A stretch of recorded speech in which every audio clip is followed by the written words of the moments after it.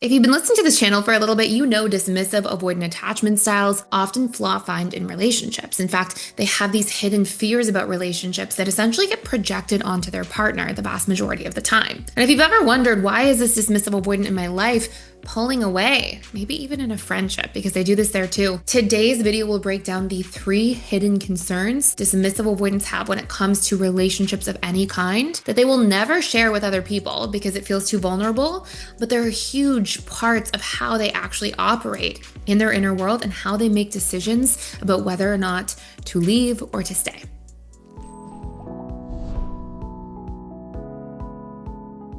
First thing you really want to understand is that your dismissive avoidant loved one, it's not like they have this conscious mind experience where they're going, I'm going to express myself, but I decided at the last minute here, I don't want to, and let me just keep that down. It doesn't quite feel safe. They don't realize this is happening. This is subconscious. It's out of their conscious mind's awareness. These things are like happening on autopilot without them actually critically thinking about it.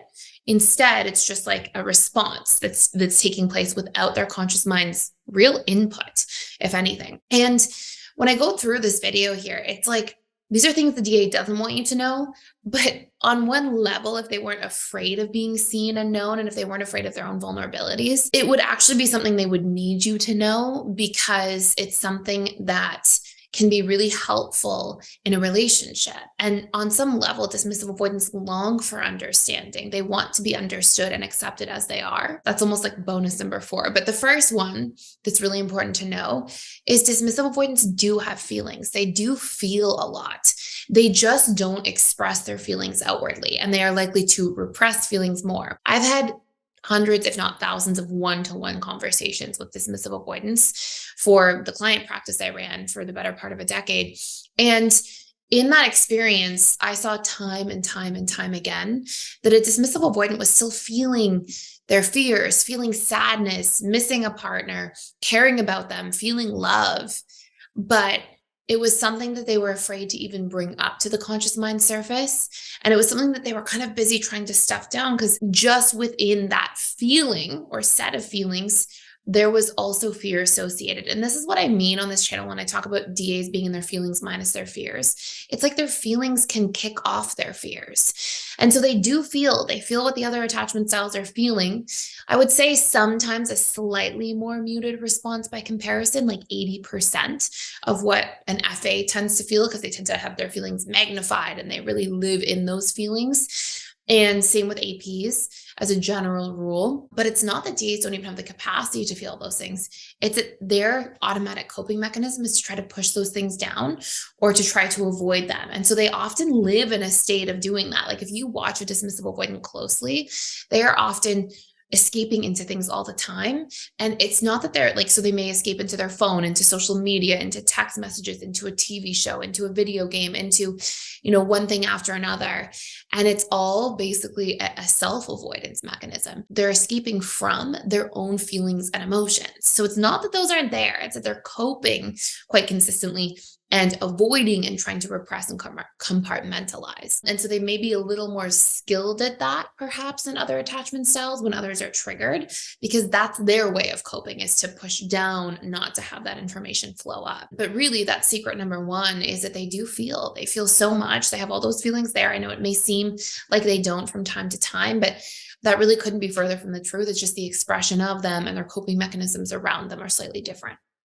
Number 2, dismissive avoidants are very, very sensitive to criticism. I've talked about this on this channel before. The way I like to think of this as an analogy, and I want to really highlight this because of how valuable it is to know this and to really understand it deeply. An analogy would be if I come to you and in your bank account, you have $20 and I say, I need to borrow 15, or I need to borrow 25 and put you in overdraft. That's really scary. That feels a lot worse than if I come to you and say, hey, I need to borrow $25, but you have $10,000 in your bank account, right? There's a big difference. And the way I like to think of the dismissive avoidant when it comes to criticism is it's like their emotional bank account is constantly running on empty.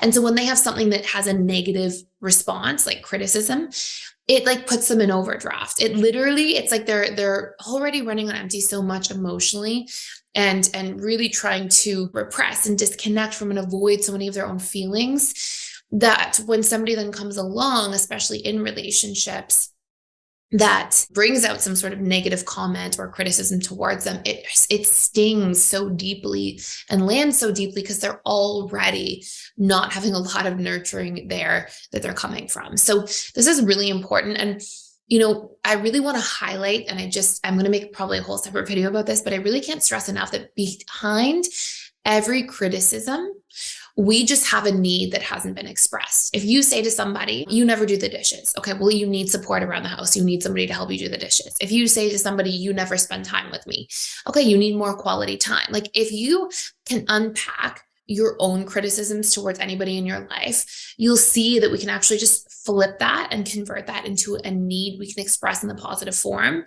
And that's going to go a very, very long way in constructive communication in a relationship. If you want to go a little bit deeper into this whole topic overall, using the spin to win promotion down below, where you'll either be able to win a 7-day trial to PDS, a 14-day trial, a month-long free membership to PDS to access all of our courses, or win a course for life. There's other cool offers in there too, so you can check that out using the link below.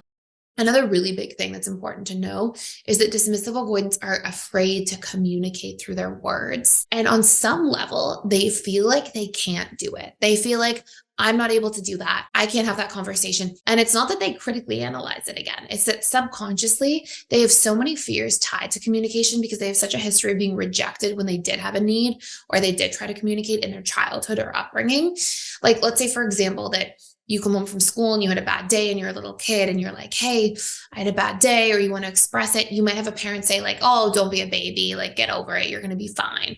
Or if you're not feeling well, you might have a parent that's just like, get over it. We all get sick sometimes. And it's like, there's just this inherent when you want to reach out for support, for love, for connection, for your needs to be met, there's enough consistent rejection in some form or even shaming or neglect that you just learn like, okay, I can't get my needs met from other people. It won't work. So you have this automatic subconscious block that comes up. So when you want to communicate through words or want to do these different things, the DA is like, it's like they have this need to do it. And right away, as soon as that need is triggered, it's like that, those stored associations emotionally are then triggered next to it that say, nope, we can't do that. Nope, that's bad.